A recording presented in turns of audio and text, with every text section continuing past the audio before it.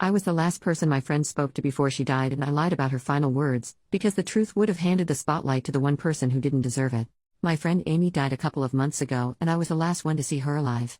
I went over to her apartment, we watched a movie, ate dinner, I left to finish an essay, and then she OD'd and passed away alone. She was only 19 years old. Our final conversation was unremarkable. I said it was good to see her, thanked her for the food, we made plans for the sports we were going to play together the following week. I told her I would send her a bread recipe we had talked about, and she said she was excited to bake it to bring to a potluck that was coming up. She wished me luck with the essay and I said I would try, but Brian, my roommate, was always loud and distracting, so hopefully I could get it done before he came back from clubbing. She laughed, and the very last thing she said was to say hi to Brian for me.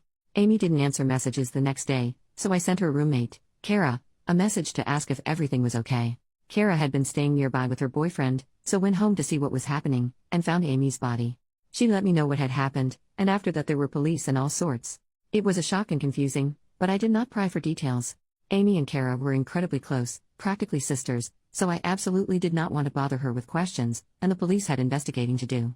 I was asked to describe the evening. Amy used stuff frequently. They don't think the OD was on purpose, but they wanted to know if she was acting strangely. Had she taken anything while I was there? What time did I leave, etc.? And the death was deemed not suspicious. Amy hadn't contacted anyone online after I left, so I was the person she last spoke to. Kara asked me what her last words were. I lied. I said it had been to wish me luck with my essay, and that she hoped I had a good night. Amy had always been positive and such a genuinely lovely soul. Well wishes were fitting last words for her. I didn't say anything about saying hi to Brian. Why I lied? Brian can kick rocks. There is a running joke among some of my friends about Brian's magical ability to make everything about himself. We wanted to do a little Great British Bake Off for fun. Brian buys a sparkly suit and declares himself Paul Hollywood and yells through the whole thing. You're doing a painting? Brian can't draw, but until you physically leave he will lecture you about why you're doing it wrong. Never do improv with Brian. It's like improv with Michael Scott. A group of people want to do life drawing? Brian finds a way to be the naked model. Any birthday features speeches and songs performed by Brian, whether you really know him or not. Someone was going to come out as gay and was planning a little picnic for it. Freaking Brian decided to come dressed as a drag queen to take the pressure off. Whatever sport or instrument or language you try to learn, Brian will insist he is better, or would be better if he tried to learn it, which he won't. He physically can't stand to not be the center of attention. I do not like Brian. I cannot wait to not live with him anymore. He thinks of himself as charismatic, and at first he truly seems that way, but over time you realize it's all just volume and narcissism. That said, many people do still like him, life of the party and all, while his older friends grow to despise him and gradually exit the group. I was one of the first people to find out that Amy had died, and that evening I called my best friend to get it off my chest and because I needed to vent feelings. Brian heard. I should have been more careful, but I wasn't in my right mind. He asked for more details. Why did he need more details? Because he had already started drafting a mass message to send to all of Amy's friends to let them know that she had died. Amy and Brian met maybe twice ever. I told him he couldn't send it. This was on the day I found out. The police were only just involved. We didn't even know if her parents knew yet. He went off on a whole explanation of how he could find them on Facebook and could check land records to find their house and go there in a suit with a bunch of flowers to sit them down and properly inform them. I said the police would tell them, or Kara. As I said, Amy and Kara were close. Kara is from another country, so spends summers with Amy's family, practically like a second daughter. Why on earth would Brian, a total stranger, be a more fitting messenger? He said he had thought that he should get to be the one to tell them. I remember it well, because freaking get. For non-native English speakers, you get to be player one, you get to have an extra piece of chocolate cake, you get to dress up, you get to have a little treat that you want. You absolutely do freaking not get to tell someone that their daughter has died. This anti-Brian rant is getting too long. He held off on telling most people until after Amy's parents put out an official statement, though then gloated about having known about the news beforehand. He seemed to think that he would be able to speak at her funeral, but compromised and spoke instead at an informal gathering of friends that we held to honor her. He gave several speeches which, if you weren't aware that the two barely knew each other, would make you think that they were very close. He led a number of vigils, events, gatherings, which, yes, were a good morning opportunity for many people, but I'm too far gone with disliking him that I can't see it as anything other than him trying to gain an ownership of the situation. We put together a fundraiser in Amy's name for a mental health organization she had used, and Brian was upset that he was not listed as a contributor. He did not donate. We had a book where anyone could write about their memories with Amy. Kara wrote a half page, while Brian wrote 2.5. I do not like to lie. It makes me feel sick to my stomach. A couple of months have passed and the knowledge that I actively lied about Amy's last words is gnawing at me. It's so small and stupid, but I didn't say hi to Brian for her. I said I would. She made her last ever request and I'm denying it. I'm sorry for the paragraphs about what a massive jerk he is, but I hope it demonstrates my point.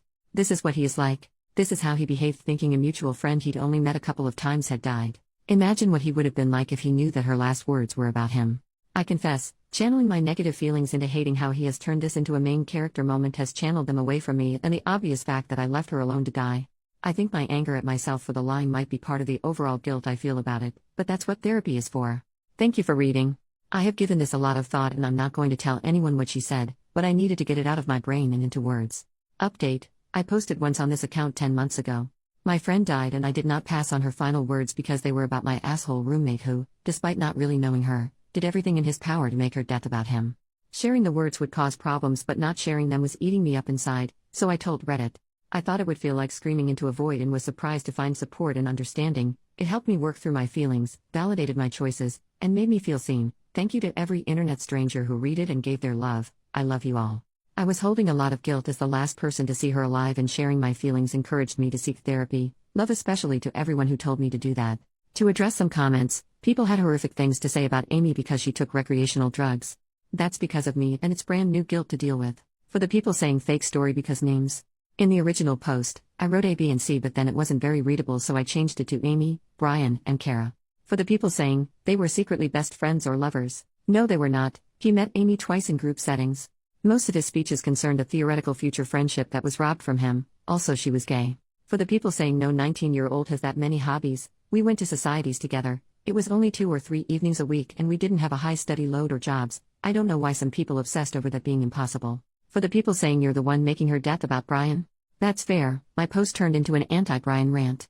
The grieving heart wants what it wants, and obsessing over my roommate being a narcissist got me through the first big wave of depression. And finally, for the people saying, you're making this all about you, it's my post. It's the Off My Chest subreddit and I'm getting something off my chest. Anonymously on the internet because it would be inappropriate and self-serving to do so in real life. Now onto the updates if anyone wants to know. I'm doing alright. Grief is grief, it gets easier every day except for the days when it doesn't. It's been a year since Amy passed, and I can now think about her without crying. Kara is holding up. She took time away from studying but recently came back. One of her family members moved to be near her while she finishes her degree, so she's got support and seems to be doing well. Amy's parents came down for the anniversary memorial. It was good to see them, but hard to say if they were doing better or putting on brave faces for her friends. They're keeping busy. Brian went and found new friends, something he does regularly. As fast as he took over Amy's memorials, he stopped, like a child bored of their new toy. After a month or so he decided he was over it and became passive-aggressive at those still mourning. I moved out and used advice from commenters to grey rock him out of my life. He bailed on the anniversary of Amy's death to go to a theme park and got upset that we did not delay the memorial for him to attend. There are still people in my circle who tolerate him, but he has a new group of impressionable first years to impress his importance upon. People wanting more stories about him. I've been journaling a lot and there's some good infuriating ones in there, so maybe I'll share them sometime, but not now.